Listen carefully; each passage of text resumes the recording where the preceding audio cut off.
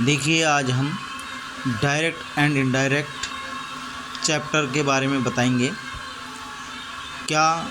किस प्रकार से हम डायरेक्ट से इनडायरेक्ट बनाने के लिए हमें क्या ज़रूरी रूल्स याद करने चाहिए, किस पर ध्यान देना चाहिए। इस प्रकार से आज हम आपको बताएंगे कि डायरेक्ट से इनडायरेक्ट में किस प्रकार से बदला जाता है। जब हम डायरेक्ट स्पीच का वाक्य इनडायरेक्ट स्पीच में बनाते हैं तो सबसे पहले असर्टिव के बारे में हम बात करते हैं। सबसे पहले असर्टिव सेंटेंस के बारे में हम बात करते हैं। असर्टिव सेंटेंस का डायरेक्ट से इनडायरेक्ट बनाते समय निम्न परिवर्तन का प्रयोग किया जाता है, निम्न नियमों का प्रयोग किया जाता है। जैसे कि डायरेक्ट स्पीच का वाक्य दो भागों में बटा होता है। पहला भाग रिपोर्टिंग वर्ब, जो कोमे से पहला वाला भाग होता है। दूसरा भाग इन्वर्टेड कोमा में क्लोज वाला भाग रिपोर्टेड स्पीच कहलाता है। कोमे से पहले वाले भाग को हम रिपोर्टिंग वर्ब कहेंगे और इन्वर्टेड कोमा में क्लोज वाले भाग को हम रिपोर्टेड स्पीच कहेंगे। जैसे कि एक मैं आपको बता रहा हूँ, जैसे यहाँ दिया हुआ है अजय सैड, ये आपका रिपोर्टिंग वर्ब होगा और इन्वर्टेड कोमा में क्लोज है कविता सिंग्स ए स्वीट सॉन्ग, ये आपका रिपोर्टेड स्पीच का सेंटेंस होगा जो इन्वर्टेड कोमा में क्लोज होगा। आ जाइए, किस प्रकार से हम डायरेक्ट से इनडायरेक्ट बनाते समय किन किन नियमों का प्रयोग हमें करना चाहिए, किन नियमों का प्रयोग करके हम डायरेक्ट से इनडायरेक्ट बनाना सीखेंगे। सबसे पहले यदि वाक्य की रिपोर्टिंग वर्ब प्रेजेंट या फ्यूचर टेंस में हो तो रिपोर्टेड स्पीच के वाक्य में कोई परिवर्तन नहीं होता है। फिर समझिए, यदि रिपोर्टिंग वर्ब मतलब जैसे कि यहाँ पर ये है आपकी रिपोर्टिंग वर्ब प्रेजेंट या फ्यूचर टेंस में हो, प्रेजेंट या फ्यूचर टेंस में दी गई हो तो रिपोर्टेड स्पीच के वाक्य में कोई परिवर्तन नहीं होता है। जहाँ पर जिस सेंटेंस में सैड टू के स्थान पर सेज या सेज टू हो तब हम रिपोर्टिंग वर्ब को प्रेजेंट टेंस में मानेंगे।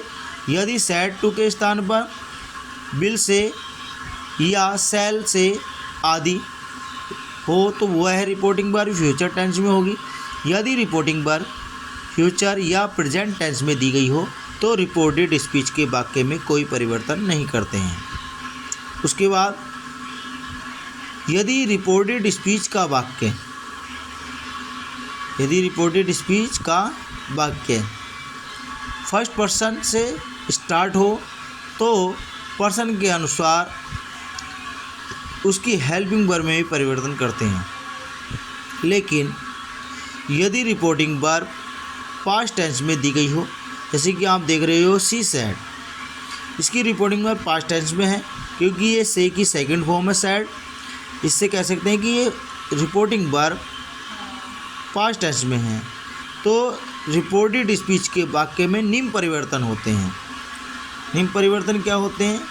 जैसे कि सबसे पहली बात आती है कि सैड टू को टोल्ड में बदल दिया जाता है।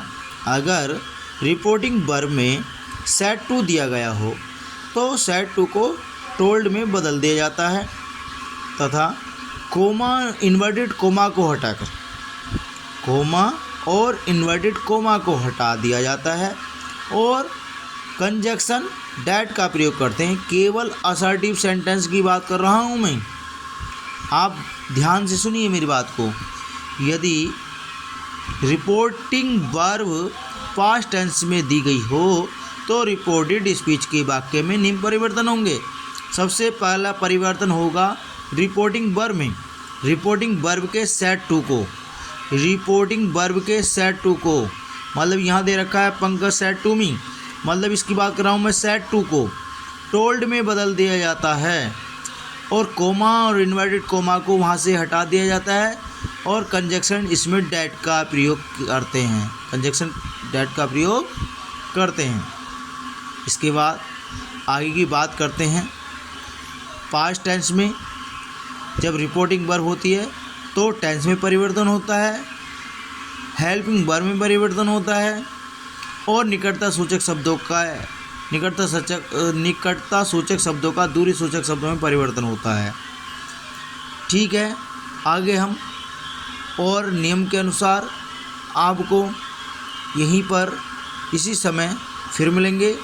ओके, आगे हम वाक्यों को बनाना सीखेंगे। आज हमने नियमों को सीखा है, कल हम इसमें एक्सरसाइज बनाना सीखेंगे।